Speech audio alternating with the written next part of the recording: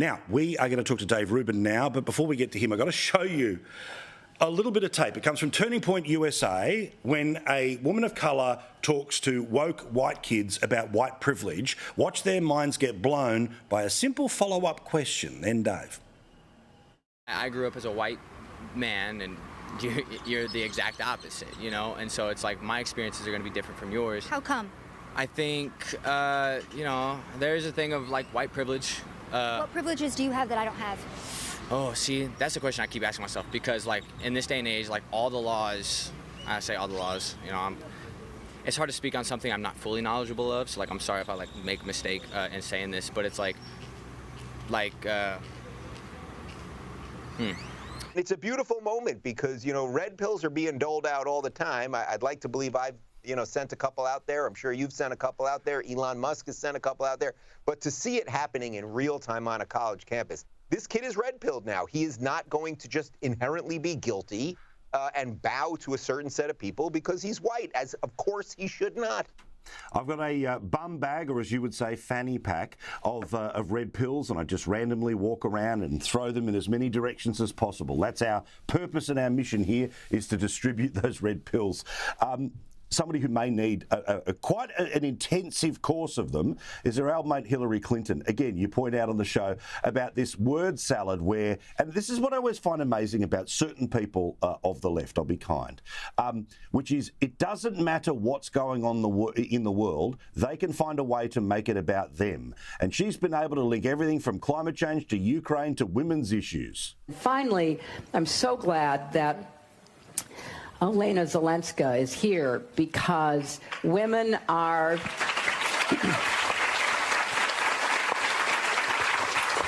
women and children are the primary victims of conflict and of climate change, and there is no place that unfortunately, tragically shows us that more dramatically than Ukraine today. This is what they do with absolutely everything. They link all of their nonsensical things, right? So they have all of these policy prescriptions, which always somehow gives centralization more power, and they want to be at the center of centralization. That's what really so much of what's happening in the world is about right now. Do you want to be controlled by just one single set of people, or do you want to decentralize power and make decisions about yourself? But the video you're talking about, I mean, she's up there talking about climate change, and she's somehow linking it to racial justice. And of course, she's also a victim because she never became president. She used to call Donald Trump an illegitimate president, but you're allowed to do that sort of thing when you're a Democrat. And I think really, to go to the red pill thing again, I think a lot of people really have woken up to this nonsense. Even if you see what's happened in the last couple days in America with the failure of Silicon Valley Bank, watching the feds immediately come in and Biden immediately come in and say, we're going to take care of this. What we're doing is we're making bigger banks bigger. No one ever pays the price for bad decisions. And I think the average person is looking at the rest of the world going, there's problems out there, but we got problems here. And maybe we should deal with some of our stuff. If I dare quote my friend Jordan Peterson, maybe we should clean our rooms before cleaning up the world. Excellent point. Make your bed every day. It's one simple thing that you can do, which is what Jordan Peterson often talks about. You mentioned this bank collapse.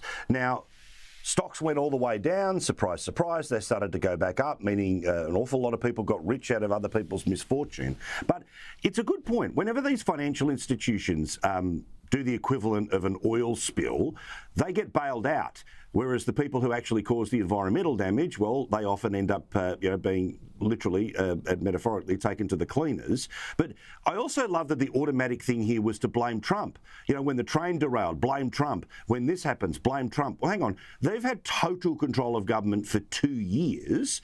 They're able to pass 1,000 pages of legislation in a night. There's only so many things that they can blame on the former bloke when they're in charge of everything. Of course, and to be quite frank, you cannot blame Trump for the inflationary crisis that we have now, our wrecked economy now. I mean, I know they do that every day, so I suppose you can say it. but it doesn't make it true. Look, I think there are good arguments on both sides of this. I understand the argument of why you would want to bail them out. The average person that put money into this bank did not know the risky things they were doing. However, a lot of it wasn't necessarily because the bank just was doing risky things. It was also because of the crazy inflation situation. But you don't want the average person who put some money into a bank to be, screwed over in essence. But I understand the reverse argument on that, which is if we just never let the consequences actually occur, then really we only do have one bank. If you never let those things fail, you end up basically with the government controlling the whole freaking thing. And maybe that's just where we're at this point, and maybe we don't fully grasp how deep in it we are, although I think some people are now seeing that. I think the truth about the way that the radical modern left, let's use their terms, would work is that they believe that you either work for the government or your business exists to service the government or you are dependent on the government. And if they can get it down to, 40% and less of people that are actually self-sufficient, then they're sort of losers who can always vote whatever way they want to. But everyone else who's reliant on the machine, has to service the machine, keeps voting for the machine, which is a perfect way to finish off here with our old mates at The View.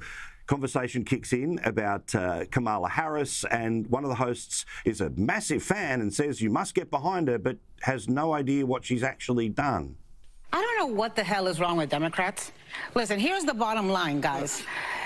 Joe Biden's going to be your nominee. Stop talking about how old he is. And Kamala Harris is going to be your vice president. So stop fretting, stop wringing your hands, and get behind your ticket, because on the other side, the alternative is Donald Trump or Ron DeSantis. I think it has a lot to do with this. She's a black woman. Black women get everything done. We've saved this country's democracy for She's obviously amazing, but what specifically? But, well... Where shall I start? I mean, she was in the Senate, of course. But no, I mean, as vice president, of course, she's highly. The Inflation Reduction Act. I mean, she was the face of Roe v. Wade. I mean, the list goes on and on. I'd like to ask you, what did Pence do? What did Pence do except put his lips firmly on the butt of Donald Trump? Well, no one knows what Kamala Harris has done. You got to remember, this woman was polling at 0 in her own party when Joe Biden selected her to be VP and said, hey, in essence, he said, hey, I'm doing this because she's a black woman, and that checks those boxes. I'm an old white guy. The Democrats aren't that bright. We got to show them some pictures here that are going to compute in their brains. So nobody knows what Kamala Harris has done. She was an ineffectual senator when she was in California. I think she was the state attorney general before that. She put an awful lot of people in for smoking weed, in jail for smoking weed, while she admitted to smoking weed herself. Because it's always rules for thee, not for me. But her list of accomplishments, other than she claims to have celebrated Kwanzaa as a child, which I have no doubt is a lie, is pretty freaking thin. But, hey, there's one privilege, my friend, and it's called Democrat privilege. You can screw up everything, you can accomplish nothing, but you're going to get a pretty sweet gig with a good pension. Just look at Anthony Fauci.